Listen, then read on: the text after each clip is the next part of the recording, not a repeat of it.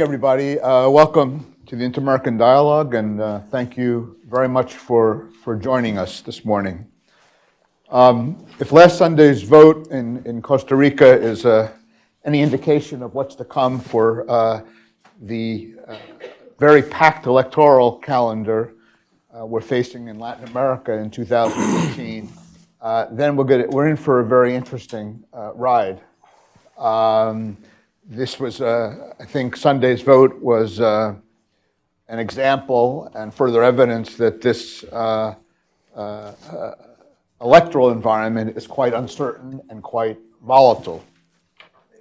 After a ruling of the Inter-American Human Rights Court on January 9th in favor of same-sex marriage, there was a backlash that resulted in the win on Sunday of Fabricio Alvarado, evangelical singer of the National Restoration Party, to secure the top spot in what appears to be, at least from all the interpretations that I've read, as to be really a single issue vote, but obviously was able to tap into a sentiment within Costa Rican culture and also the malaise that many Costa Ricans have towards the political system, which we've known from polling over the last couple of years.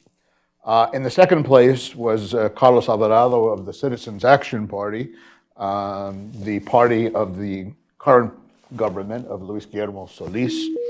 They will face off in a runoff on Easter Day, April 1st. And just less than a month ago, both of these candidates were seen as quite unlikely to finish, to make the second round. And notably, in the third and fourth place, behind the two, who will not make the runoff, were candidates of the National Liberation Party and the South Christian Unity Party, two parties, traditional parties that have alternated in power in Costa Rica until the last election in 2014 of Luis Guillermo Solis. So clearly there's something going on in terms of the frustration with the traditional political class and political parties in Costa Rica. There are lots of questions to talk about this morning, and let me just pose a few of them. What does this first round victory mean of Fabricio Alvarado? Does this conservative evangelical vote signal a more fundamental change in the country's politics? Are we seeing this elsewhere in other countries in Latin America? Should we be looking out for this as we come up to elections in Brazil and Mexico and Colombia and Paraguay and other countries? Will this issue dominate the second round? Will this continue to sort of drive the political debate and discourse? Should we be expecting this up until May 1st? Or will this be a new election? This was a first round vote, and now we'll move to the other issues that we're all familiar with, the question of the fiscal deficit, of rising crime in Costa Rica, the corruption issue, which seemed to have been an issue just not too long ago. Will this come back and dominate the second round up until, if these issues will become more salient? And if they do become more salient, will the beneficiary be Carlos Alvarado, who is of the incumbent party, where many of these issues have been out there? And then just what can we expect about turnout in the second round, I think, is an important question. And finally, does it really make any difference? Is the politics is complicated, volatile, uncertain, but the country is on kind of a well-defined course in terms of economic and social policy. Will this mean any kind of radical or departure or change in terms of its economic policy? Or basically, will this are these just two separate realms in Costa Rica? Anyway, there are lots of questions of these and others, and we're thrilled this morning to have two superb analysts shed some light and share their insights on the situation of what happened on Sunday and what we could expect moving forward. Kevin Casas Amorta is de la Casa. He's a non-resident senior fellow now at the Inter-American Dialogue. He formerly directed the Dialogue's Rule of Law program. He served as Costa Rica's vice president under the government of Oscar Arias of the National Liberation Party. And also in DC, before coming to the Dialogue, he was a Secretary of Political Affairs at the Organization of American States and a senior fellow at the Latin American Initiative at the Brookings Institution. Has a very profound knowledge, obviously, of his country, but also of the wider regional context. So we're thrilled that Kevin could be with us this morning. We're also delighted to have a friend, Juan Carlos Hidalgo, also from Costa Rica, who is now a policy analyst at the Cato Institute here in DC.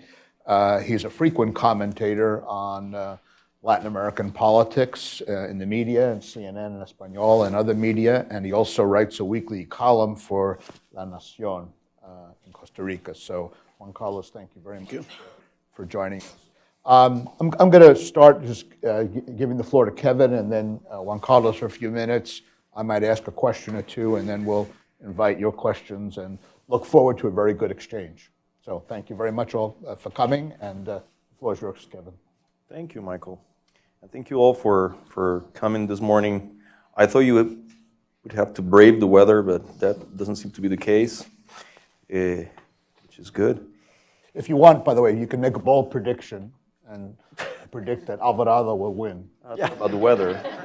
If you really want to go out on a limb, say that Alvarado will be the next president. Well, it's great to be here, and it's a rare occasion that when we get to discuss Costa Rica here in Washington, which is probably good news. But I guess this result needs a lot of discussion because it truly is an astonishing result, even for us, or particularly for us, Costa Ricans. I'm going to say a few things to begin with about the context of the election. It was a context defined by a few things that had a bearing on the result. I mean, there's a reasonably good economic situation with a couple of big weaknesses. There's steady growth, there's low inflation, but there's very sticky unemployment, over 10% over the past 7-8 years. And in particular, I'm going to leave this mostly for Juan Carlos, who knows much more about this than I do. There's a looming fiscal crisis. The fiscal deficit reached about 6.2, 6.3% of GDP in 2017, and the projection is that it will go over 7% this year, which is a pretty sizable problem. And that deficit is mostly due to an explosion of public outlays, which have been outpacing revenues consistently for the past number of years. There's a worsening security situation in the country. The country just reached the highest homicide rate in its history. It's low by Latin American standards, but it's not so low anymore.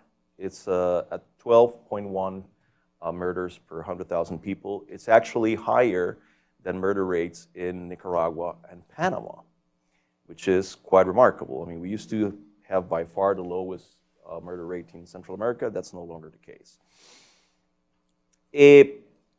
Most of all, there's profound political disaffection. I mean, democracy, and this is a long story. I mean, this is not something new. Democracy has been shedding support in Costa Rica for 35 years, consistently. I don't think there's any other case in Latin America where you can say as much. Perception of corruption has been very high in Costa Rica. And there's also the mismatch. increasingly visible mismatch between social expectations and the ability of state institutions to deliver public goods and services. And that mismatch has been growing very visibly. And the numbers tell us that there's something that goes beyond disaffection. I mean, disaffection has given way to something more serious, which is the emergence of an increasingly authoritarian attitude. So if you take, for instance, the figures from Latinobarometro 2016, 2017, when you ask the question, and I find this astonishing, I mean, when you ask the question, the typical question to measure support for democracy, you know, democracy has its problems, but it's better than any other government system. 72% of Costa Ricans agree with that statement, but that percentage is actually below the Latin American average, which is quite remarkable. I mean, Costa Rica used to be up there. It's now below the average. And 46% of the population in Costa Rica would be willing to accept an authoritarian government if it solved economic problems, which is you know, right on the Latin American average. So there's something more serious happening in Costa Rica now in terms of political disaffection. It's gone beyond disaffection into something slightly more sinister. And there's also the extreme weakness of political parties and of the party system itself. Parties are weak from the institutional point of view, are internally divided. Party loyalties have been completely obliterated, and the most tangible sign of that was the extreme volatility of electoral preferences throughout the campaign. And I'm going to get into this in a minute because this has a very significant impact on what's happening now as we speak and what will happen before the runoff. The weakness of political parties is a very important piece of information in this story. The campaign was rocked by, I would say, 3 events. First of all, the emergence of a viable populist challenger.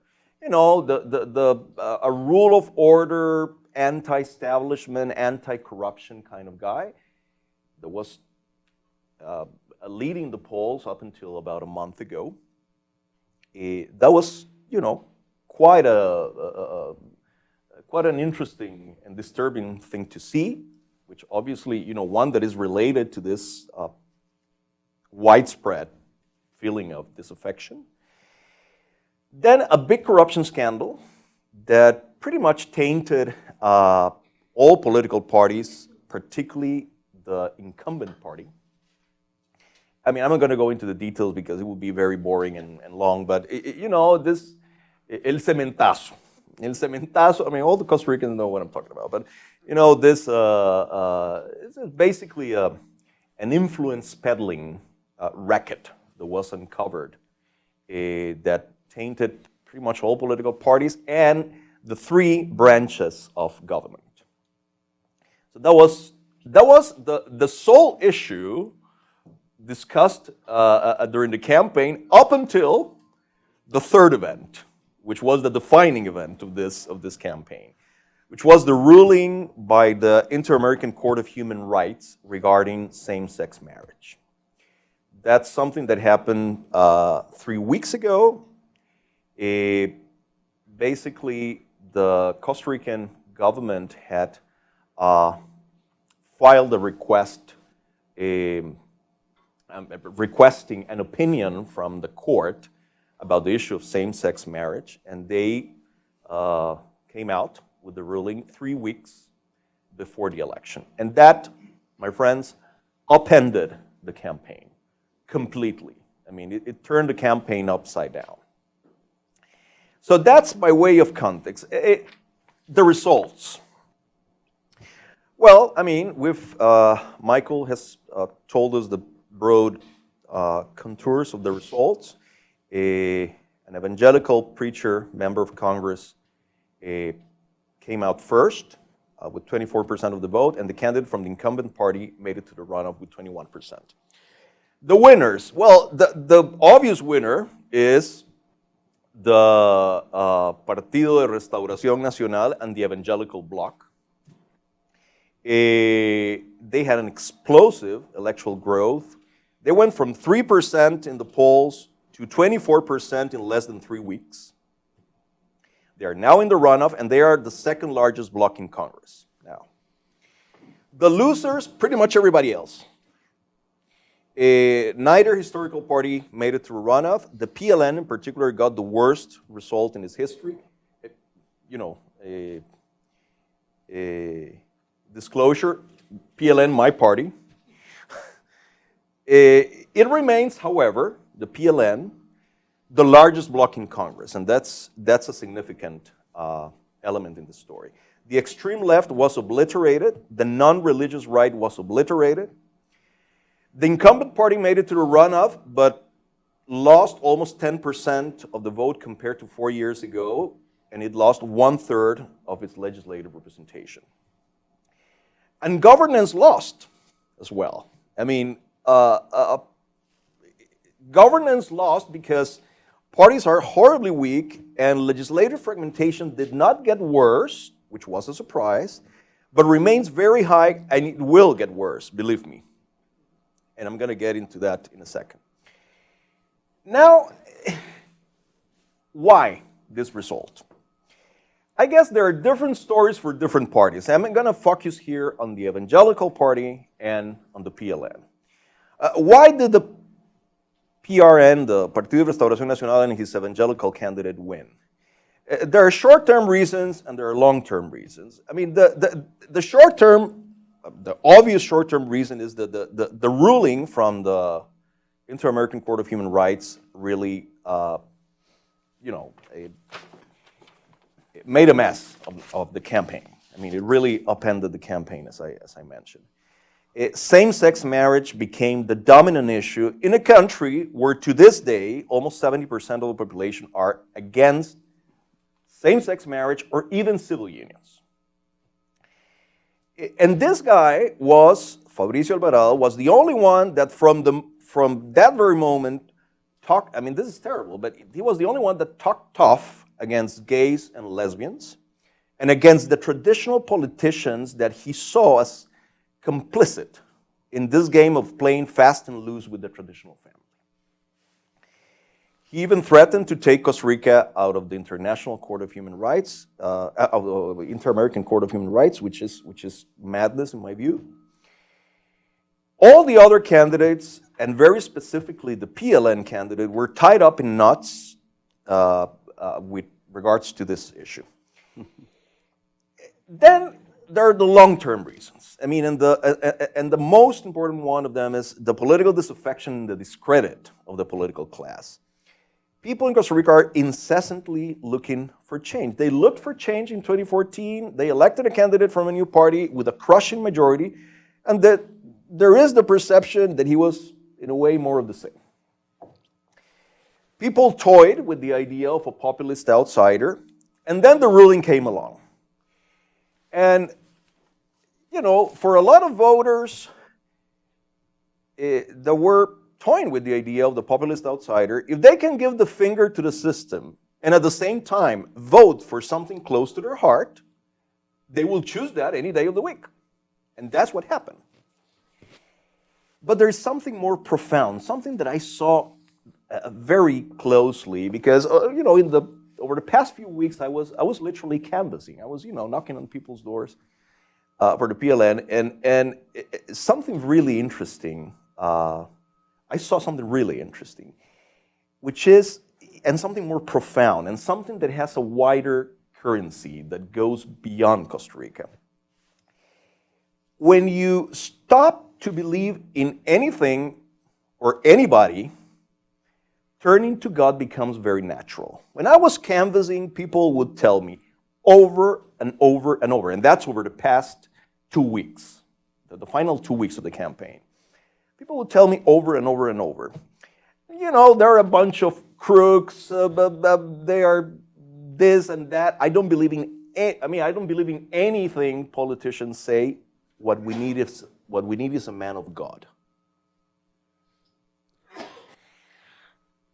Or they would tell me, I mean, the other phrase that they would use over and over, if a man of God cannot govern us, then nobody can.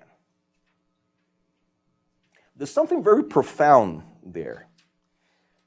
We're stretching the limits of the desired change. I mean, now people are not simply looking for a different politician, but for something totally, I mean, altogether different. I mean, we don't need a president, we need a shepherd of souls. And this, I think, is an idea that has a currency that goes well beyond Costa Rica. I mean, in most of Latin America, this can easily happen. In secular societies, total discredit of the political class is most often met with the rise of a secular religion such as nationalism. In Latin America, people can easily turn to a religious figure. And to this we have to add that this particular religious option is extraordinarily potent from the political standpoint. I was telling Juan Carlos just before coming here that evangelical groups have a formidable set of attributes. They are well organized, they have intimate knowledge of each family that belongs to the congregation, they are very disciplined, and they have a capillary presence in each and every community in the country. When you put these attributes to political use, they become lethal. Why did the PLN lose? Well, I mean, it is true to say that we didn't have an attractive candidate, but it would be, you know, but it would be too easy an explanation. I mean, I'm pained to say that the party has become a byword for corruption, much like the PRI in Mexico. Is it fair? Well, we can have a discussion about that. But one thing I'll tell you, the worst thing that could happen to the PLN was that the PUSC, the other traditional party, it collapsed in the wake of the 2004 corruption scandals with the former presidents. At that moment, the PLN became the establishment, and hence became the target of all the wrath directed towards establishment. And we have a serious demographic problem. I mean, there's a glaring problem with young people and with the urban population. You know, and to put it crudely, I mean, the average PLN voter is a non-renewable political resource. And I saw it very closely when I was, you know, canvassing. I mean, all the people that told me that they were voting for the PLN, you know, were above 50. And my impression is that the PLN is going the same way of the Partido Colorado in Uruguay. And it also has a very serious ideological problem. It has become a party without a cause. It began shedding votes on the left years ago, votes that were stolen, as it were, by the PAC. But it sort of replaced those with votes from the right because the PUSC collapsed. But now that the PUSC is recovering, a lot of those votes are going back to the PUSC. So it's shedding votes on the right as well. And now it's shedding the religious vote, which went towards Fabricio. So it is, you know, it's been left sort of hanging up in the air.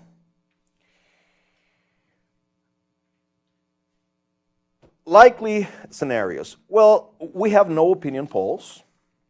I guess it all depends on two factors. Number one, what the discussion is about. If this becomes, as it appears likely, a referendum on same-sex marriage, abortion, sex education in public schools, Fabricio will win. If the discussion is about all the other more pressing problems of the country, Carlos Alvarado has a chance. And it also depends on whether any of the candidates manages to pull off an alliance with the parties that were left out, particularly with the PUSC. The PLN cannot enter into any permanent alliance. It just doesn't have a leader with enough control to make the decision to forge an alliance. And any decision, and beyond that, any decision would split whatever is left of the party. any decision. I mean, going with Fabricio or with the PAC would split the party. So the party has no option but to set its voters free. The situation is different for the PUSC, because Rodolfo Pisa is the leader of the party, but they will be very demanding in any kind of alliance. The deeper problem here is the weakness of the parties. I mean, there's no certainty that any formal alliance will be sustainable. I mean, the parties are so weak that supporters may not follow anything the leadership may decide. Who is more likely to attract voters from other parties? On paper, the PAC, which is a more reasonable, less extreme option. The problem is that for almost 20 years, the PAC has called leaders and supporters of the two traditional parties all sorts of horrible names. You know, the two traditional parties from the standpoint of the PAC were the house of sin, were wicked. So, you know, after you've made a business model out of insulting those parties, it's kind of difficult to get on your knees to beg for support. You know, there's a cardinal rule in politics. You should never treat your enemies as though they could never become your friends, and you should never treat your friends as though they could never become your enemies. The PAC hasn't observed this rule. One final, I mean, there are a number of implications. We can go into that in the Q&A. One final reflection with a sting in the tail. You know, on Sunday, everything changed except the political problems of the country. No problem is more important in my book than the deeply dysfunctional nature of the political system. It's about the institutional makeup. I mean, our political system is defined by this enormous proliferation of veto points all over the place that makes it very difficult to achieve anything. The representation system is in dire straits. I mean, the obliteration of political parties is a glaring fact. And this goes a long way towards explaining the pervasive malaise that is behind this result and the downward trend in the support for democracy. So until and unless we take very seriously the urgency of carrying out a major political reform, we will be doomed to continue the downward spiral the country seems to be in politically. We will continue to talk about equity, about what to do with education or the environment or infrastructure, as though it was possible to do much about these things. Believe me, it is not. Alas, the issue of political reform was barely talked about during the campaign. In other words, the country's barking at the wrong tree, is watching the time and the world go by and is squandering the opportunities that the country's history has so richly prepared it for. By the way, this final reflection I'm repeating verbatim, word by word from my presentation here 4 years ago. That should tell you something. Thank you. Thanks, Kevin. Thank you. Carlos, we invited you for the more pessimistic view. Well, what can I add? I think Kevin already made a brilliant diagnosis of the political debate prior to the election, during the election, and what we can expect for the runoff and afterwards. I will say that from the beginning, this election had the bearings of an unusual election. We already played with the populist threat 4 years ago. Let's not forget that Jose Maria Villalta, the candidate from the Frente Amplio, a party that openly sympathizes with Chavismo in Venezuela, he at some point was leading in the polls. It was very likely that he could have gone to a runoff up to the last minute.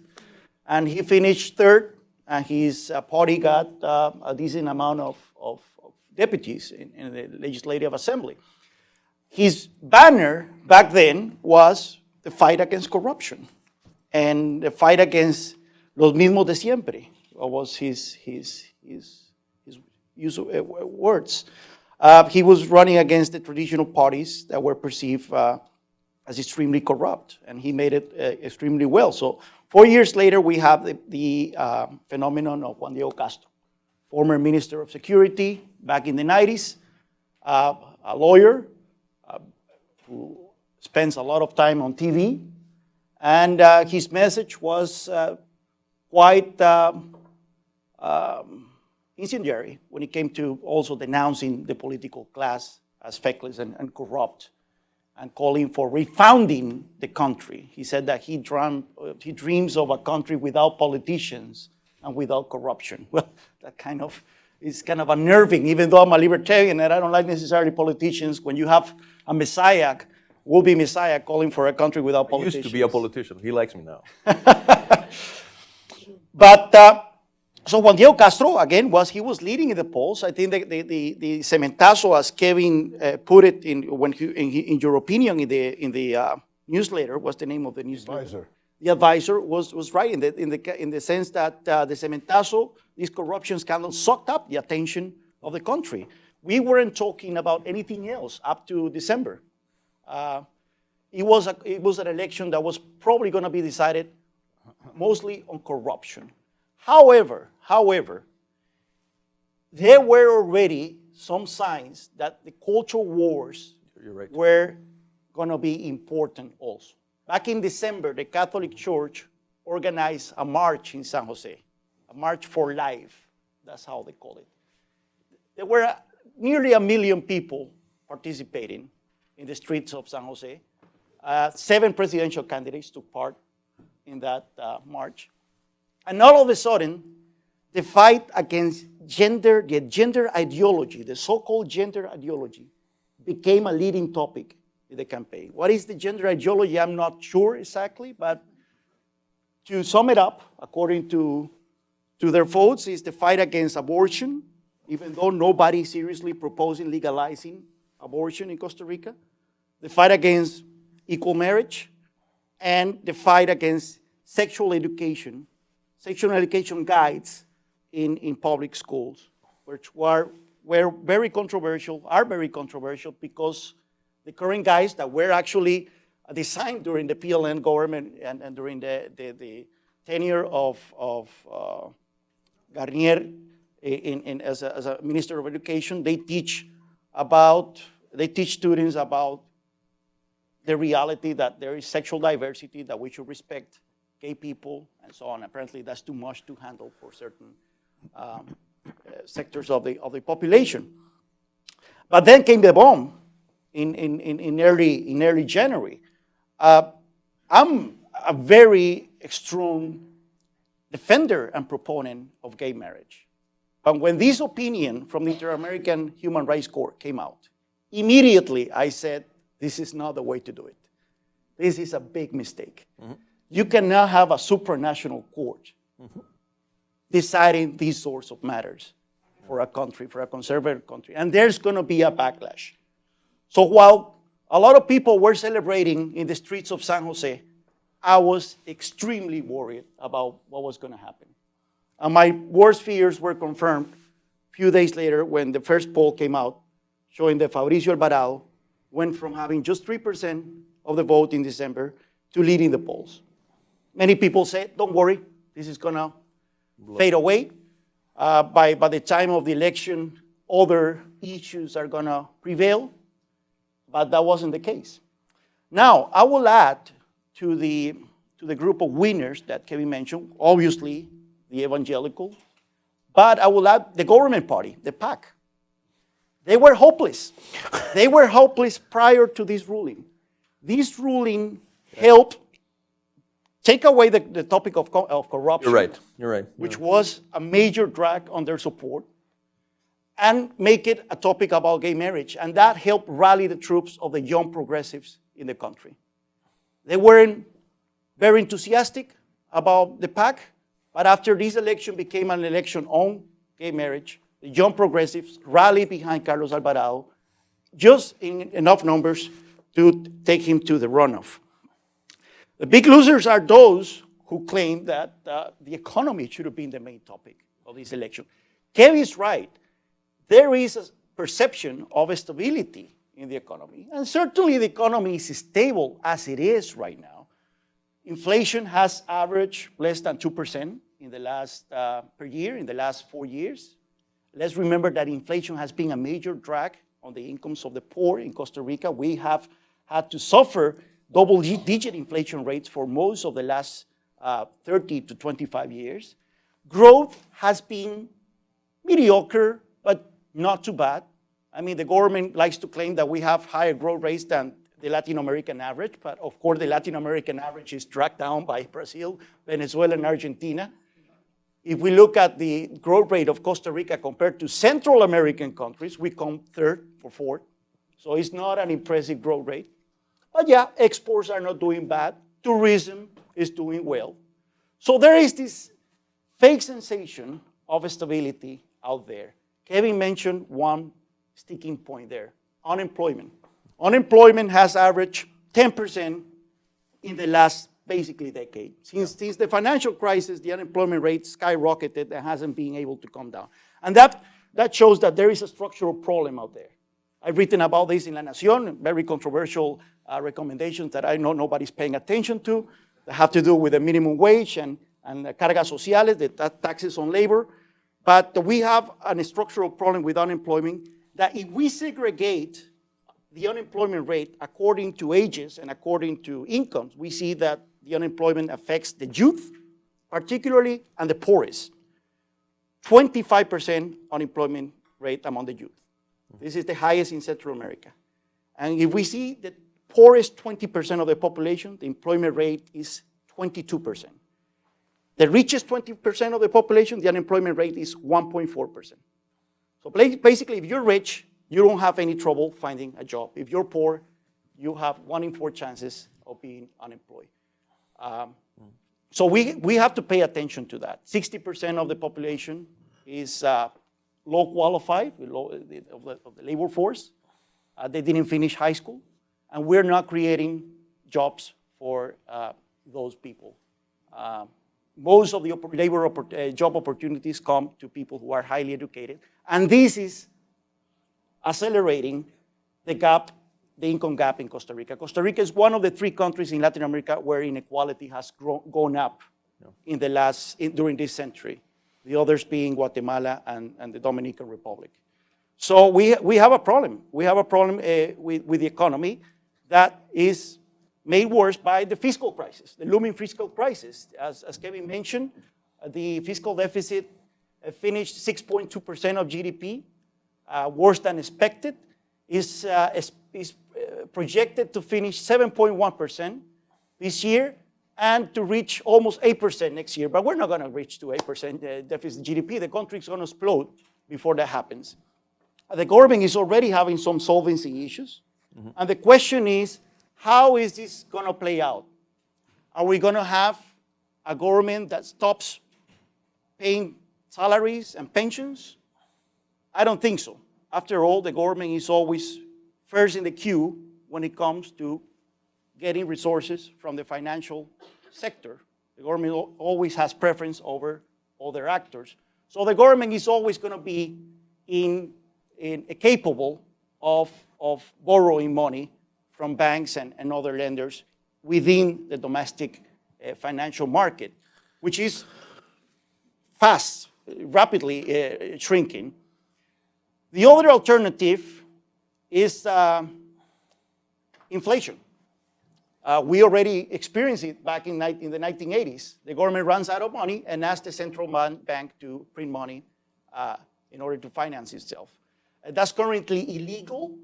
The central bank law prohibits the central government from financing, but that could change under extreme circumstances. And the other alternative, the most realistic, I think, is that the government is going to continue getting money from the local financial sector. That's going to skyrocket interest rates, and that's going to cripple the productive sector. That's going to cripple the private economy. That's going to hurt consumption. That's going to hurt investment. And in a country with an already high unemployment rate, that's going to be a crisis. Probably not as fast as hyperinflation or bankruptcy, but in slow motion, and it's going to be deeply troubling. Just to sum up what to expect for the runoff. Look, I think Kevin is totally right that it doesn't matter what the leaders of both traditional parties will tell their voters what to do. Party loyalty is gone in Costa Rica.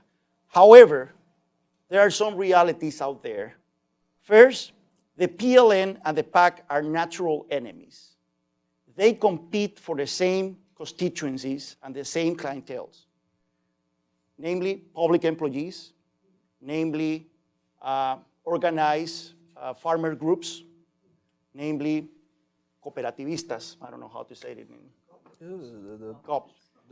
I mean, since the PAC came to power, they have been very active in their power grab to displace the PLN as the party that control institutions that handle money and give favors to these groups. So they're political enemies. It's a matter of survival for the PLN not to have the PAC repeat 4 years in government. So I think that the PLN is more likely to go with the evangelicals. They have been working together in Congress for many years already. So I think the PLN more likely to support the evangelicals than to support the PAC. The PUSC is going to be tougher to crack. They're more concerned about the economy. But also, beware, I hear a lot of people saying within the PUSC, you know, Fabricio, when it comes to the economy, he's very reasonable. He's very open to dialogue. He doesn't have much of a team. He doesn't have much of a program. So he's willing to borrow ideas and he's willing to borrow people to handle the fiscal crisis. So why don't we talk to him? And there might be a scenario where the PUSC actually embraces Fabricio in a government of national unity. And the problem for the PAC is the PAC. I mean, the problem with the PAC, as Kevin mentioned, is their arrogance, the holier-than-thou attitude that they have made out of politics. They have made a career of insulting others. And right now, their attitude towards people from other parties is either you vote for us, or you're a homophobe, or you're a religious fanatic. And we know how that plays out. We saw it here in the United States. You cannot insult people into voting for you. Of course. So I'm kind of concerned that the PAC's intransigence towards voters from other parties are going to make many people to consider voting for Fabricio, especially Fabricio plays down a little bit his religious extremism and starts talking about other concerns, other issues such as the economy and so on. So I will leave it there. Thank you very much. That was terrific. Very good. Well, we've heard two excellent presentations. A lot of issues are out there. What I'd like to do is open it up now, because our time is limited, and just maybe collect around the questions, then come back to Juan Carlos and Kevin. Just please identify yourselves and pose your questions. And why don't we get two questions here, and then we'll get to Steve. I want to thank and acknowledge the friends from the Costa Rican Embassy who were with us this morning. I was with the ambassador last night. Unfortunately, he had to travel today, but I'm glad that his team is here this morning. So welcome. Please. Hi, thank you so much for having this event. My name's Hannah Odio. My question is related to the second round of elections. Yeah. What role will Easter Sunday play in abstention and other effects? Thank you. Yeah. Please. Hi, thank you so much, both of you, for your observations. My name's Erica Moyer, and I work at the Natural Resources Defense Council. Costa Rica has always been a model country when it comes to environmental issues. What role is the conservative backlash going to play on environmental issues? Great. Steve, do you have a question on the other side there?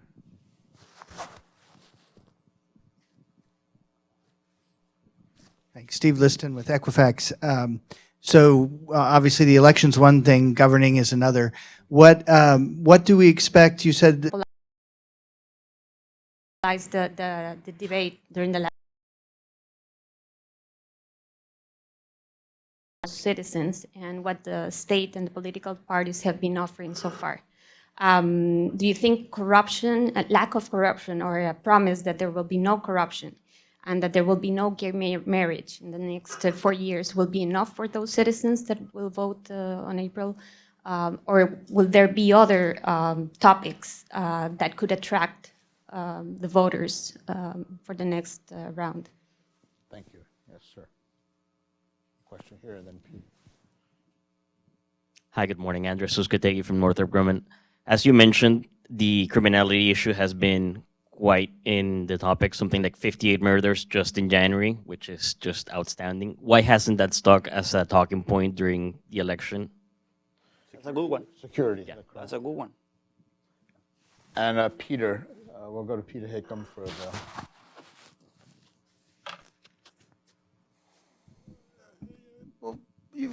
Thanks very much. It was very good.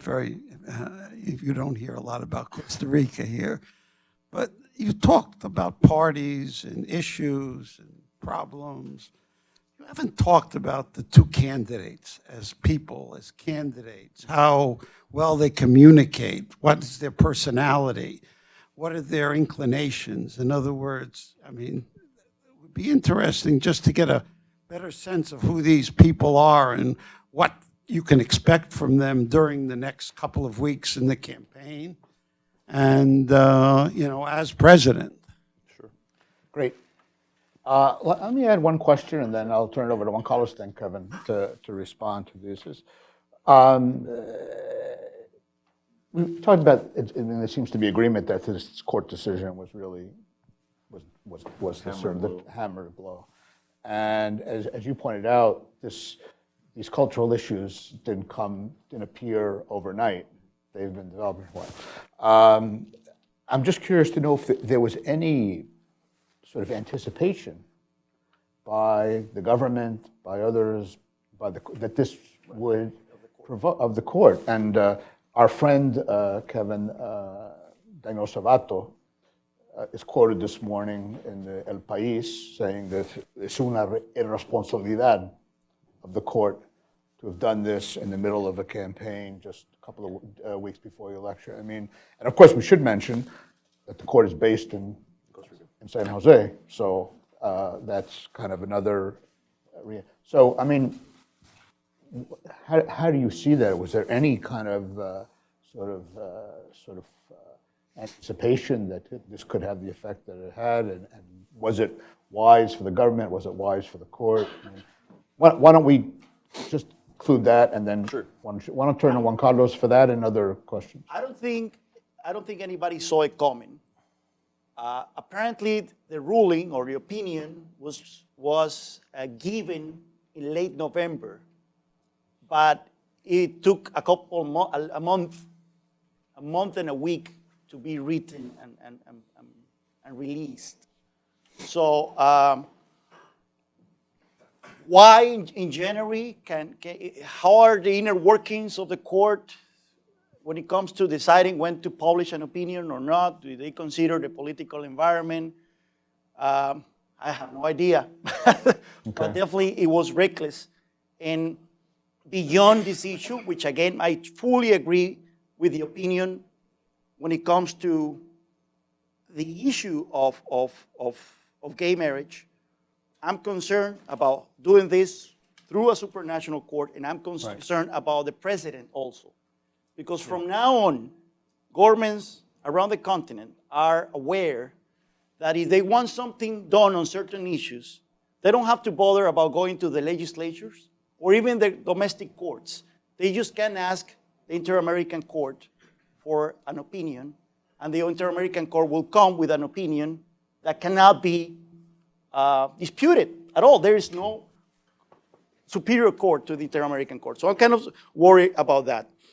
I'm going to I'm going to reply to some of the questions about the economic plans of the candidates. Carlos Alvarado from the PAC is a social democrat. This government has, the current government, Luis Guillermo Solís of his own party, has been opposed to any fiscal reform that has to do with spending. They their solely focus, the exclusive focus has been on raising taxes. And Carlos Alvarado's platform is very clear that the fiscal crisis has to be dealt with through higher taxes. He says Costa Rica needs taxes of a developed country if we want to be developed. It's kind of like weird because Brazil has developed country taxes and Argentina, and I don't see them getting any closer to being developed. But anyway, that's the logic behind Carlos Alvarado, the PAC's approach to the fiscal deficit. They're protectionists when it comes to trade. They oppose, and Carlos Alvarado was explicit in opposing, rejecting the idea of joining the Pacific Alliance. Let's remember the Pacific Alliance invited Costa Rica to be its fifth member. This government put on hold that. Carlos Alvarado says, no way, Jose, we're not joining the Pacific Alliance. And other than that, again, there wasn't much discussion about the economy. He puts a lot of emphasis on investment in agriculture also. He claims that the solution to Costa Rica's unemployment problem goes through reactivating agriculture. He sees thousands of young people going to the farms again, back like we're back in the 1940s. So that's Carlos Alvarado. When it comes to Fabricio Alvarado, a blank page, literally. We didn't hear much about his proposals when it comes to the economy. However, people claim that he is opposed to taxes, that he favors more competition, and so on, but he didn't dwell on these issues during the campaign. So I think that that's where some people sense an opportunity. Given that he is so weak on these issues, maybe we can nurture him and show him the path. We'll see. As for why insecurity didn't have much of an impact, it's kind of interesting because yes, the murder rate is 12 per 100,000 inhabitants, which is the highest in Costa Rican history. We see that nearly between 40 and 50% of murders are organized crime related. And we see some signs of drug wars, like gang wars taking place in San Jose, decapitated bodies found in Parque de la Sabana, which is like the central park of San Jose, and things like that. But this is not affecting people in the street as much. Yeah, gangs are killing among themselves, but people walk in the streets still with relative security. They don't feel threatened personally by crime. This is different to the last spike we had of crime a few years ago, like a decade ago, where also the murder rate went up, but regular crime went up too. People were mugged in the streets, people were burglarized, et cetera, and insecurity became a big issue. I think the biggest issue when Laura Chinchilla was elected president in 2010 was insecurity, because there was that perception that people were not secure in their homes or in the streets. Right now, yes, there is a lot of crime or violence between gangs, but people are not that don't feel that threat. As for the candidates per se, Fabricio Alvarado is a young man. He's very telegenic. He was a journalist, a TV journalist. He's well-spoken. He's a singer, so he knows how to work a stage. You see his speeches in Congress, and they are coherent. He's not a bad public speaker. So he doesn't come across as a loony when you hear him talk. But yeah, he didn't finish college. He doesn't have much of a academic preparation and so on. Whereas Carlos Alvarado, he's very smart. He's young. He's 3 days older than me. He got a master's in the UK. He taught also in France. I think he speaks French and English. He written like 3 novels. He was Minister of Labor, which is not a particular controversial cabinet position in Costa Rica. But he didn't talk to the broader electorate. I criticized him a lot during the campaign because I said that he was running for president of high school class. He was appealing to the youth. He was highlighting the fact that he likes the Beatles, highlighting the fact that he owns a dog named Yoda, and things like that. Peter likes the Beatles, I'm sure. You know, And things like that that were very successful. We're very successful in bringing about that young progressive vote, and it worked for him, but it didn't appeal to the broader electorate. And so he now not only needs to shed the arrogance that the PAC is known for, but also he has to talk to the broader public, not only to young progressives. He already has them in his pocket. Thank you. Kevin. Well, thank you for the questions. I mean, they were very, very sharp. Turnout in the runoff, well, we know for a fact it's going to go down. It did 4 years ago. As to the specific impact of, you know, the election being held on Easter Day, for the life of me, I wouldn't be able to know, but we know for a fact it's going to go down, and that has a practical implication, which is that, you know, even in the best of cases, whoever gets elected is going to be a weak president in terms of its popular backing. I mean, he's going to have a lot of borrowed votes from other parties, and he's going to be elected on the basis of an election in which probably less than 50% of the population voted. Conservative backlash and environmental issues. I mean, I don't know what the impact can be. One thing I'm going to say is that, yes, Fabricio Alvarado is a conservative candidate, but he's a one-trick pony, right? I mean, he only cares about cultural issues. I mean, for the life of me, I wouldn't be able to, I wouldn't be able to articulate what his position on any other issue is, right? I mean, not just the environment. I mean, the economy. I mean, security. I mean, you name it. I mean, I just don't know. I know what his position on same-sex marriage is. That's all I know about him. So who knows? I mean, the guy, for all we know, I mean, he might be a tree hugger, you know? We just don't know. The economy, I agree with what Juan Carlos had to say, and I will stress one point, which is that Fabricio is a white canvas when it comes to the economy. You know, we just don't know, and that, I think, opens up an opportunity for some of the traditional parties to mold, you know, whatever government he may be able to lead. That's all I can say. You know, it's very little, but we know very little about him when it comes to those issues. Natalie's question is very important.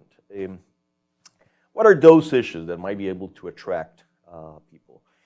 Well, if you believe the polls, it's unemployment and security. Those issues were drowned out in the course of the campaign. First, they were drowned out by corruption, and then by the issue of same-sex marriage. And it was our loss, our collective loss, that we never got to have a discussion on those issues. Beyond that, Natalie, I don't know what would attract voters in Costa Rica. It's a bit of a mystery to me. People are pissed off with politicians and the political system, but it's a kind of diffuse anger. I mean, they're not angry, I mean, perhaps with corruption, but they're not angry about a specific issue. That's not what's driving people. I mean, it's a more diffuse, more difficult to explain kind of thing. It's a sense of malaise. And with the corruption issue, I would be very careful. I mean, of course, you have to say that you're against corruption, and you know, and that's good and fair. But I would raise my eyebrow when I see. I mean, whenever I see a candidate, you know, standing on a soapbox, preaching that there will be no corruption in the government, raise your eyebrow, right? What is more, I'm very much afraid that, I mean, one of the, I mean, I'm going to put this in a broader way. Take the case of Brazil. Brazil has 28 parties in Congress, right? 28 parties in Congress. When you have 28 parties in Congress, if you're the president, one of the very few ways in which you have to build, which you have, you know, at your disposal to build a majority, legislative majority, is by purchasing a majority. So fragmentation breeds corruption. So I'm very much afraid that the atomization that we're seeing in the party system in Costa Rica will have that effect, is likely to have that effect in a country that has low tolerance for corruption. So highly fragmented systems have this property of turning corruption into a lubricant for the political system. That may well happen in Costa Rica. So beware of any candidate that says, you know, we're going to have zero corruption in our government. It's not that easy. Security, I partially agree with what Juan Carlos just said. I mean, true, I mean, homicides are going up mostly because of organized crime-related murders, but victimization rates are up. Victimization is a broader concept. I mean, it's all the other offenses people are a victim of. And victimization rates went up from the proportion of the population that was victim of a crime in the course of the previous year went up from 12% in 2014 to 22% in 2016. I mean, it's a massive jump. I mean, at this point, Costa Rica, in terms of victimization rates, is above Honduras, incredible as it seems. So it's not just murders, and it's not just organized crime-related crimes. I mean, it's broader than that. I mean, it's a very serious issue. Why it didn't become an issue? I think Juan Carlos was right, but I'm going to add something else, which is, again, a broader point, which I've seen time and again in other countries in Latin America. As strange as it sounds, security is an issue that is intensely felt in a lot of places in Latin America, but it rarely becomes a mobilizing point during campaigns. And why is that? Because the first reaction when security gets worse, the security situation gets worse, is people adapt. People adapt their behavior. So it rarely becomes a political rallying point. I mean, if it were a political rallying point, Chavez would have been thrown out of office years and years ago. And he never was. So there's this peculiar thing about security that one has to bear in mind. It rarely becomes the issue on which people vote. The candidates, I agree with what Juan Carlos had to say. I mean, they're both very young. They're reasonably eloquent. I think one of the problems that happened, in the final weeks of the campaign is that we underestimated Fabricio. I mean, Fabricio is good, in front of a camera. And he fared, I have to say, objectively, he fared really well in the debates. And, he was very eloquent, very articulate. He didn't have much to say about the issues, but, let's not get into the details. He was, he came across as a likable, mean, and that, by the way, was one of the problems that the PLN candidate had. You know, the guy knew the issues and the guy spoke well, but he was eminently unlikable. I mean, I'm sorry to say. And that's an understatement. Well, Fabricio was very likable, and so was Carlos Alvarado. I think Carlos Alvarado is a very accomplished guy. However, you know, when I was watching the debates, I couldn't help but to think, to imagine. You know, there's one question, there's one test that I normally use whenever I decide who to vote for. And believe me, it's a useful test. I mean, try to imagine the worst political crisis. I mean, the most horrible of situations, and then proceed to imagine each and every candidate dealing with that situation. You know, and when I was watching the debates, I couldn't help but to imagine these two guys, Carlos Alvarado and Fabricio, with very limited experience, dealing with a whale of an economic crisis, with a monster of an economic crisis, which is not a distant prospect, by the way.